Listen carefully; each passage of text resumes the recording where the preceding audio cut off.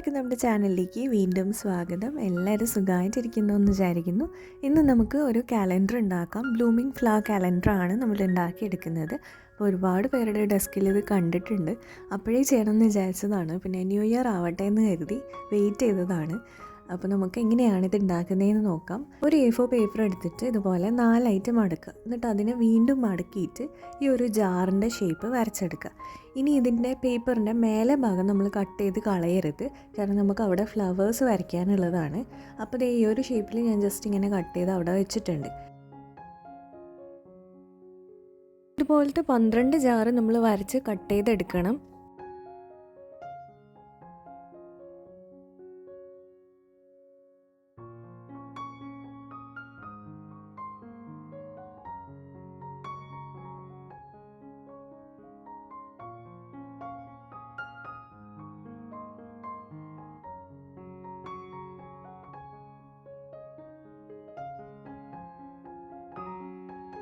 അപ്പോൾ ഇതൊക്കെ ഏതാ ഫ്ലവേഴ്സ് എന്ന് എന്നോട് ചോദിക്കേണ്ട. എനിക്ക് തോന്നുന്ന പോലത്തെ കുറച്ച് ഫ്ലവേഴ്സൊക്കെ വരച്ചിട്ടുണ്ട്.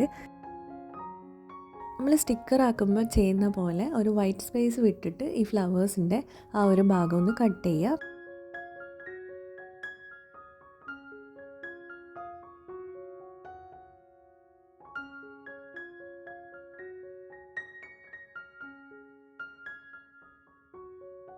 ഇനി ഇഷ്ടമുള്ള രീതിയിൽ ഇതൊന്ന് കളർ ചെയ്ത് കൊടുക്കാം.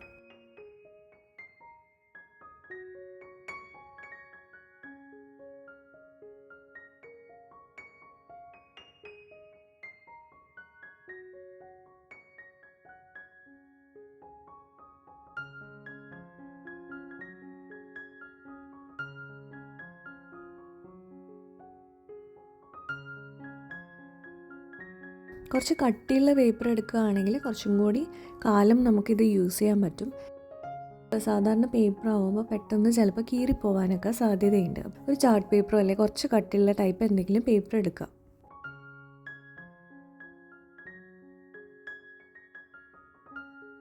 ഇനി ബ്ലാക്കോ ബ്രൗണോ വെച്ചിട്ട് ഈ ജാറും കൂടെ ഒന്ന് ഔട്ട്ലൈൻ ചെയ്ത് കൊടുക്കുന്നുണ്ട്.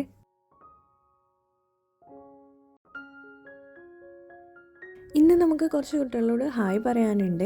ജന്ന, ഫൈഹ, ഫർഹ, ദേവു, അഞ്ജും, ഹുദ, ധ്രുവിത് കൃഷ്ണ, സത്വിക, റിലിയ, ബാലാമണി, നാസ്മിൻ, അൻസാർ. അപ്പോൾ ഇത്രയും കുട്ടികൾക്ക് ഒരു ബിഗ് ഹായ് ഉണ്ട് കേട്ടോ. എല്ലാം വരച്ച് കളർ ചെയ്തെടുത്തതിന് ശേഷം ഓരോ ജാറിൻ്റെയും നെക്കിൻ്റെ പോർഷനിലായിട്ട് നമ്മൾ ഓരോ മാസം എഴുതി കൊടുക്കുന്നുണ്ട്. ഇനി ഡേറ്റ് ഒക്കെ ഫില്ല് ചെയ്ത് കൊടുക്കുക. പിന്നെ ആ ഡേയ്സ് എഴുതി അവിടെ ഹൈലൈറ്റർ വെച്ചിട്ട് ജസ്റ്റ് ഒന്ന് ഹൈലൈറ്റ് ചെയ്ത് കൊടുക്കുന്നുണ്ട്.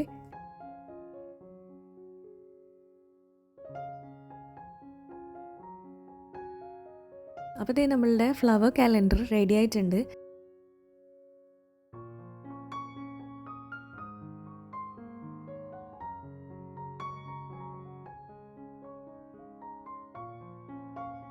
അപ്പോൾ ആർക്കെങ്കിലും ഫ്ലവേഴ്സിൻ്റെ പിക്ചർ വേണമെന്നുണ്ടെങ്കിൽ ഇത് ഒന്ന് സ്ക്രീൻഷോട്ട് എടുത്താൽ മതി.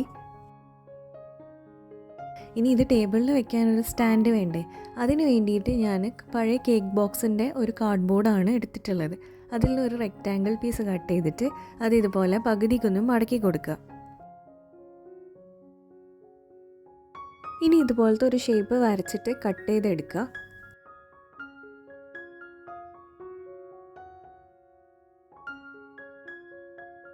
ഇനി ഇതൊന്ന് ജസ്റ്റ് ഓപ്പൺ ചെയ്യുക. എന്നിട്ട് ഇതിൻ്റെ അകത്തേക്ക് ഈ കാലണ്ടർ ഒന്ന് ഫിക്സ് ചെയ്ത് കൊടുക്കുക. ഇത് നമ്മൾ മുന്നേ ഉണ്ടാക്കിയിട്ടുള്ള ഒരു മിനി ടേബിളാണ്. അപ്പോൾ ആ ഒരു ടേബിളിൻ്റെ മേലെ ആയിട്ടാണ് ഞാനിപ്പം ഈ കാലണ്ടർ വെച്ചിട്ടുള്ളത്. ടേബിളിൽ വെച്ചിട്ട് കാണാൻ നല്ല ഭംഗിയാണ്. അപ്പം അത്രയേ ഉള്ളൂ. ട്രൈ ചെയ്ത് നോക്കുക. വീഡിയോ ഇഷ്ടമായിട്ടുണ്ടെങ്കിൽ ഒന്ന് ലൈക്ക് ചെയ്യുക. നമുക്കിനി അടുത്തൊരു വീഡിയോയിൽ കാണാം. അതുവരെ ബൈ.